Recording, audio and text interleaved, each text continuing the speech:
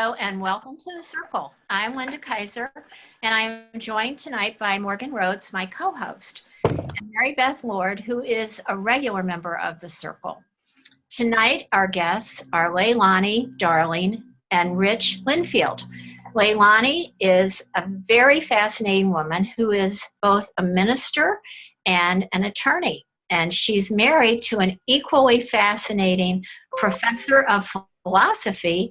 Our topic tonight is Leilani's book, which is called The Power of Positive Consciousness. The subtitle is The Fun of Freeing Yourself and Creating a Loving World. And this is part of a series.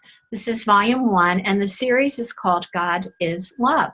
So Morgan, I'm going to turn it over to you. Leilani, I just wanted to ask you to share with our audience a little bit of relevant background info and, how you ended up writing this book. In a nutshell. Did you say nutshell?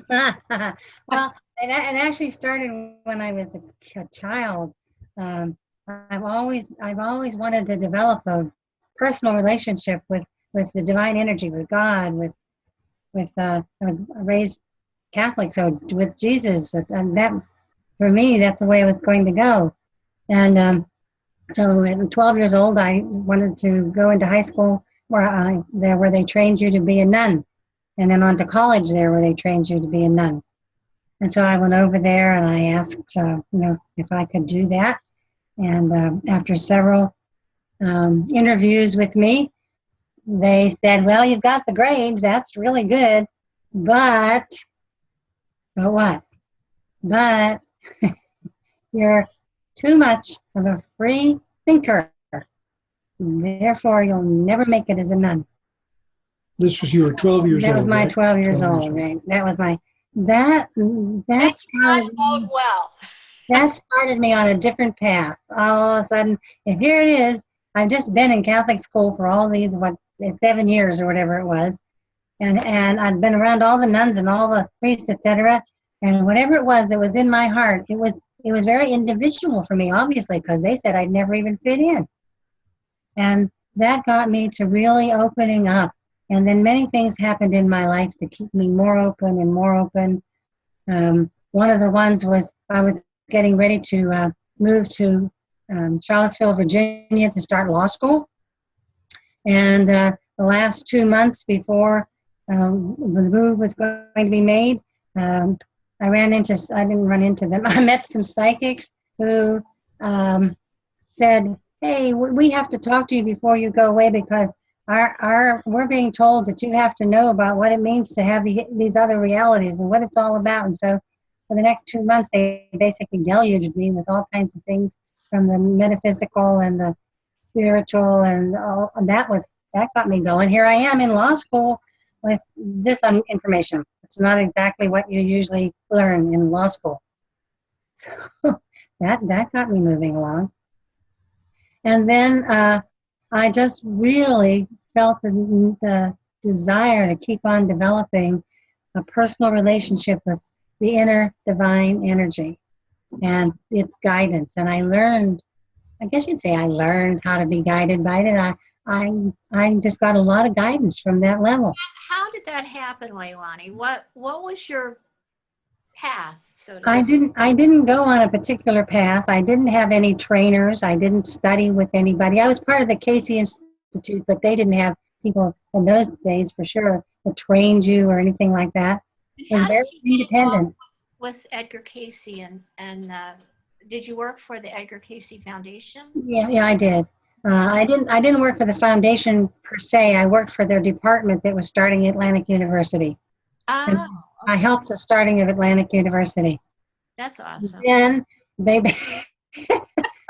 basically kicked me out because they said I was training people to be ways that were very nice, but would never allow them to get accreditation. It wouldn't be normal enough to get accreditation, which is what they wanted. So they told me to go away. So I left. And that was good because it made me start my own business. I did that for quite a few years. I did coaching with people that those days they didn't call it coaching. I helped people get more in touch with themselves. I helped them get rid of beliefs that weren't serving them. I helped them develop what they wanted out of life. And then along the way, I've always paid attention to the intuitive information that comes from my higher self. I've always followed that, unless someone's already kicked me out of something. Then I have to adjust. But I was told that I had to stop doing any work for other people for a while. I had to, quote, join the normal world and pay more attention to being an attorney and being a real estate broker. Okay, so Rich, how did you end up with her? Well, we were both living in Boulder, Colorado, which was a pretty metaphysical town at that time. And I met her when she was doing some workshops with people. And I was doing graphic arts, doing flyers, doing public relations work, press releases, things like that. And somebody brought us together, and I wound up doing some promotion for her. But later on, we both moved to Albuquerque, New Mexico, and that's when we really got together and stayed together in that town for about pretty close 25 years? Well, it was more like 20 years, more than 20 years. And then became... That was the attorney, real estate broker type thing. Mm-hmm. And then I've been constantly teaching in colleges, teaching philosophy courses, English courses, film courses, humanities courses, what else? Various and sundry humanities type courses like that. And so we started about 5 or 6, and after we moved to California, we started together writing a book, a historical novel called The Rebel and the Ruler. There's awaiting editing right now. It's available, but we're rewriting. We're doing some rewrite on it. Okay. And it's part of a series of about 5 or 6 novels, all set in the reign of Marcus Aurelius, and just after the next reign too, in ancient Rome, and depicts a lot of things that are very close to today's reality. Yeah. And then after that was written, about a year after that was whenever my higher self said I needed to write a book, and the book's title series was God is Love, and that I had to get that message out into the world, and that as soon as I had it finished writing, it took me about 2.5 years. Then I needed to go public with it, and I needed to let go of the attorney work and the real estate broker work, and now start a whole different period for my life. So that's what I'm right now. Your book, if you had one mantra or one message you would want anyone, not necessarily somebody that's read it or not, if you had one thing you'd want to give to someone related to your book you just wrote, what would it be? Oh my! Because I see you kind of pushing the bounds, trying to get people to understand their creative abilities, but also, who is God really, and how can we take him outside of these religious institutions and maybe put him in a place that has a little bit more truth? Well, I am a minister, but I'm two types of a minister. I'm a non-denominational Christian minister, and I'm also an interfaith minister. And I sincerely believe that God, the same God, speaks to us through all of the religions. And then we come along with humanity, and some of humanity messes up some of the things that are being taught or being shown. The message here is that one of the things that was important to me whenever I looked up what the name God meant, and what it meant when it was translated from the meaning Elohim in the Old Testament, it means divine goodness. Divine goodness is not a being. It's not a hello out there, I'm God, you better pay attention to me. It's an energy, it's a vibration. It is the creative vibration of the whole universe. And what was shown to me over a period of time is this divine goodness energy is not a divine serious energy. It's not a divine judgmental energy. It's a divine goodness energy.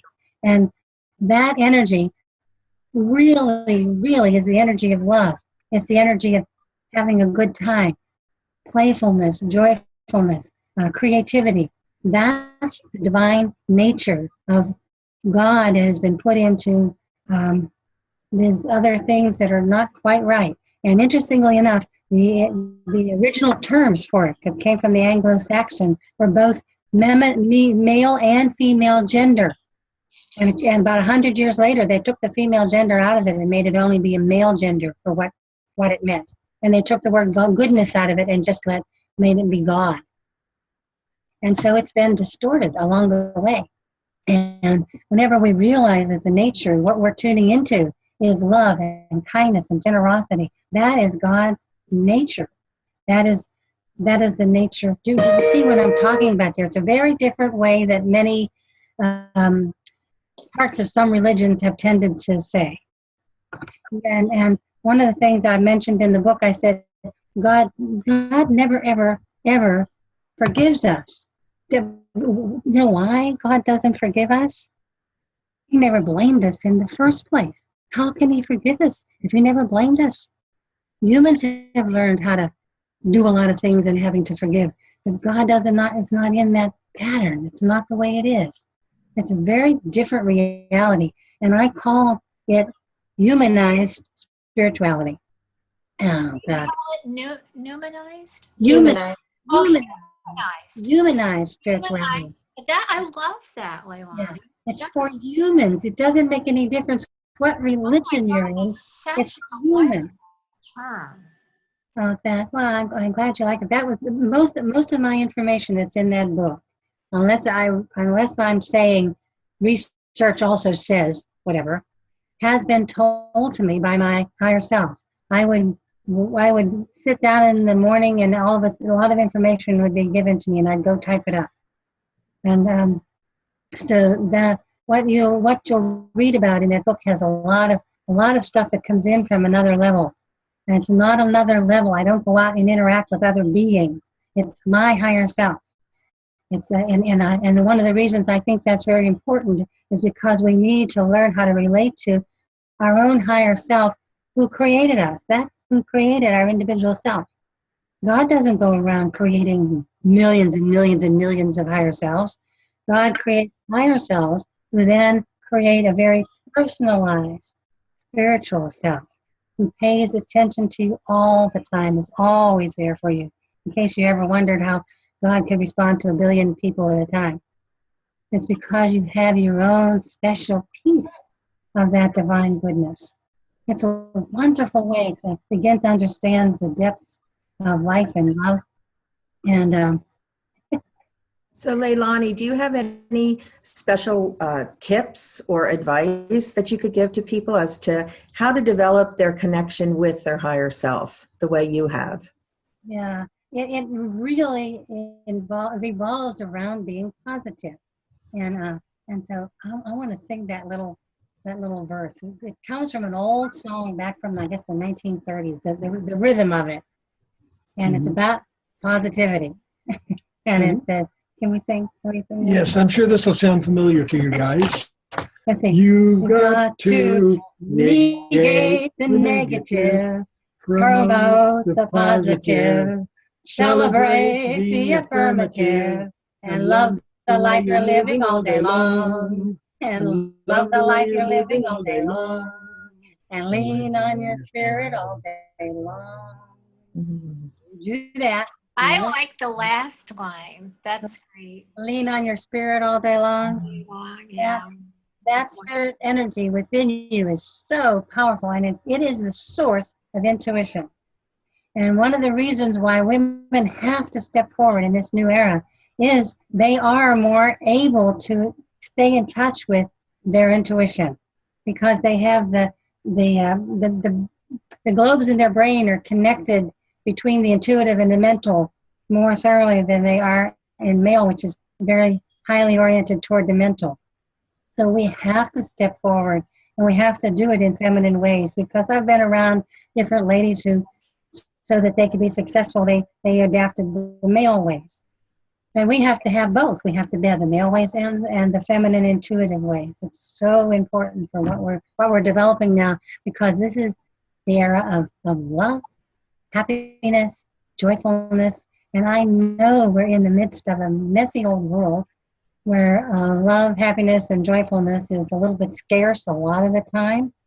However, the power of the positivity is much stronger than a whole bunch of negativity. It's a higher vibrational energy. It is much more powerful. So, as we focus on the positivity, and we've got to, like that, negate the negative, promote the positive, celebrate the affirmative, living all day long, and lean on your spirit all day long, and love yourself all day long. And one of the things also, That's great. one of the, you want to sing it with me? You don't want to hear me sing. Want to sing it with me? No, I want to know if Rich has an inner self, a higher self. Everybody does. Everybody has their own. Are you as tuned in as Leilani is? In my own way, Yeah. but I think women are almost always more in tune with their higher selves than men are. I get a lot of help tuning in to my higher self by witnessing, being around Leilani. And I've always gotten that from women. I think she'd be a kick to be around. Is she always, I mean, what is your opinion of Leilani as I don't know, as just positive? She just sort of radiates the positivity. I feel good when I talk to Leilani. I love that. And I love that lean on your spirit all day long. I just love that. So you think she's authentic?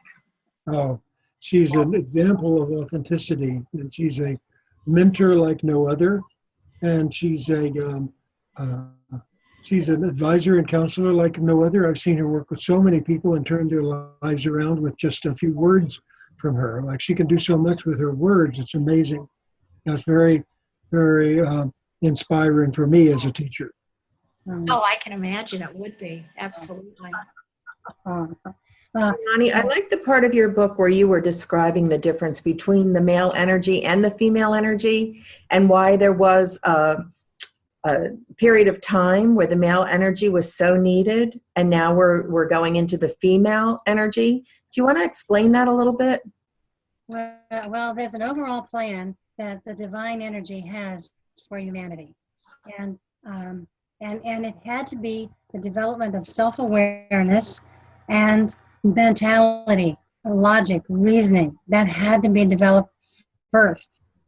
And the reason we were kicked out of the Garden of Eden was so that we would be forced into looking at the positive and the negative, developing awareness, developing abilities to choose and what ways to choose. And we had several eras in which we might have been able to move to the next one. The last one was the time of Jesus, whenever they thought that humanity might be able to make the move into the next era. We weren't ready for it. This is the era where we are. And that's the era then when the feminine energy will become very, very important. Like before, the rational mental era was very, very important. We couldn't have gotten to the true emotional love one if we hadn't done the other one first.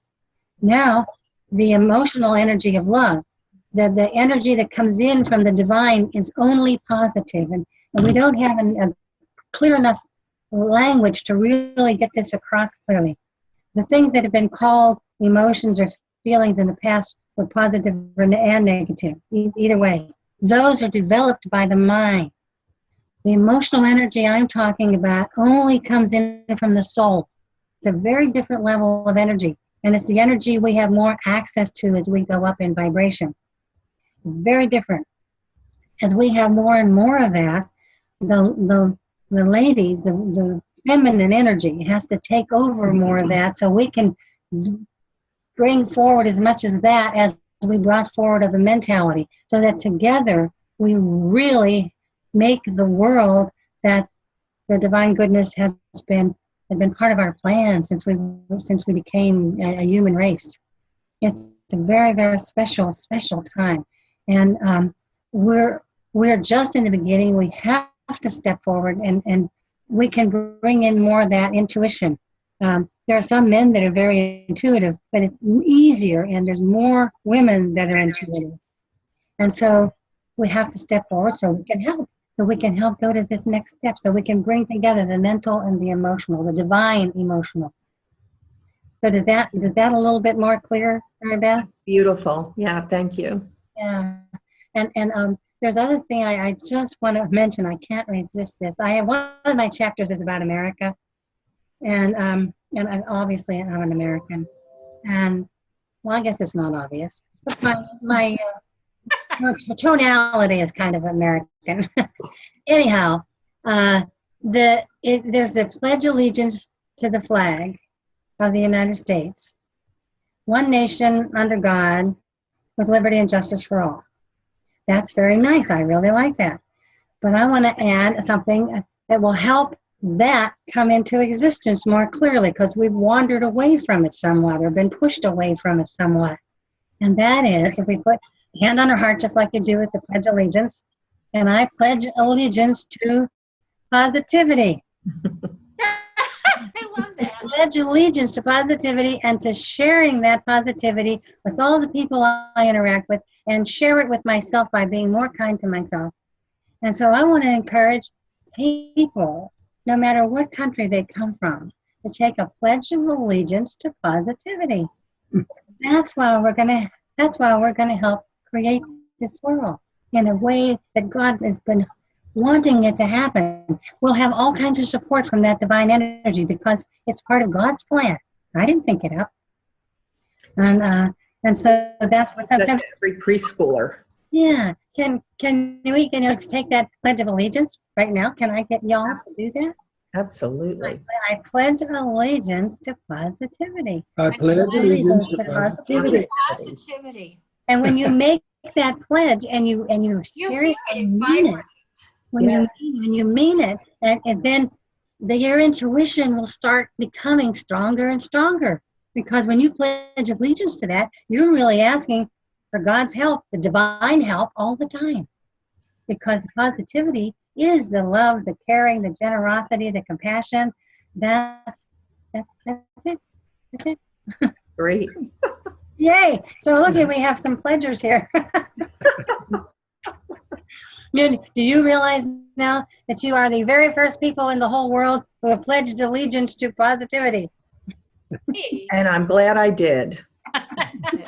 I think you make some good points because, well, not just positivity. I think we should stop pledging allegiance to things and to our nations, but more to humanity. And I think you make some good points that, I think humanity is faced with a very stark decision right now. I mean, we can either evolve and attune to the new frequency of the earth, which you can feel it, or you die. It's very, it's time. And I think us being here, it's important that we're doing this show because we want to encourage people to attune to that. And we don't want to just be the media expression of the awakening, but also help be a catalyst towards people kind of grounding in their truth and asking themselves, is this really working for me anymore? Or do I need to shed some skins, kind of like a snake? That's why the word positivity can be very helpful, because it's not attached to any kind of religion. It's not attached to any particular thing. It's very broad, very inclusive, and it brings about good results. And Right. so then whatever it is that you're working with toward the earth or toward water, toward improving this or the other, toward helping your neighbors, toward creating particular projects in your community, whatever it is, if you come from an attitude that's positive, it'll really help the people get along with each other. Like we do on the symposium. Yeah, we do it very well on the symposium. Well, It's Morgan, impressive. it is time for you to wrap us up. Unfortunately, we could go on for a couple of hours, and so Yeah. over to you. Well, I read something today that was talking about how the word sin has kind of been misconstrued. It's not this like fundamental flawedness of our beings, but it's more that when you translate it from the Greek, it means to miss the mark. So we're missing the mark, and it's living unskillfully, it's living blindly, and that's kind of causing us to suffer. We're missing the point of our existence. So I think Leilani has done a really good job of just read her book, but think about why we're here and what our existence, what we're really here to do. And I believe that that's for our souls to create and our souls to learn and experience, and that attuned to a higher vibration in our souls and our higher selves. So with that, I will say good night. Thank you, Leilani, for joining us. Thank you. It's been a good time. I've enjoyed it. And don't forget to thank Rich. Oh, thank you, Rich and Mary Beth as well.